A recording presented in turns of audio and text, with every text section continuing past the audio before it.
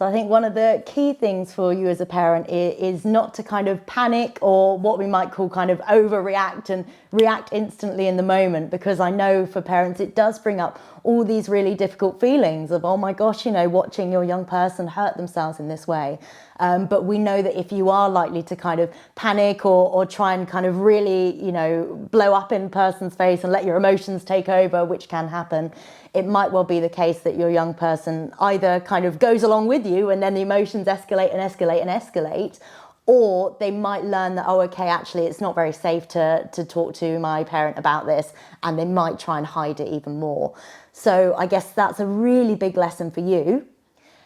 It is just kind of learning for yourself to manage those emotions so that you can take the time to respond rather than kind of initially reacting, and make sure that you're approaching your young person in a really kind of compassionate, non-judgmental way,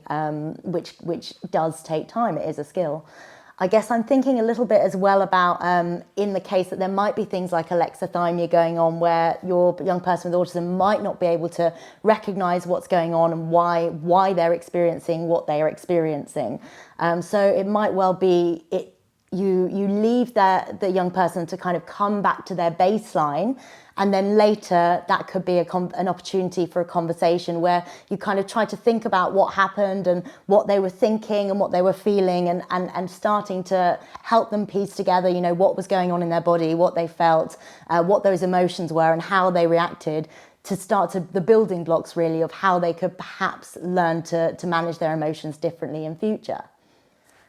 And I think it's just really important that we keep in mind that kind of open channel of communication, so that your young person knows they can always come to you and have a conversation, and rather than necessarily focusing too much on the behaviour itself, really trying to think about what those underlying causes or functions of the behaviour might be, so why they might be self-harming in the first place, and focusing your conversation around those kind of issues as much as you can. You know, this is something that develops over a long time, but focusing on those rather than just the top of the behaviour that you can see.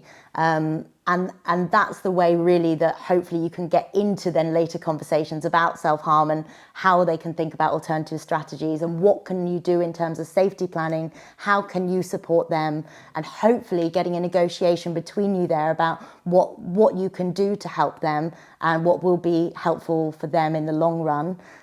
in terms of managing those emotions differently in future as well.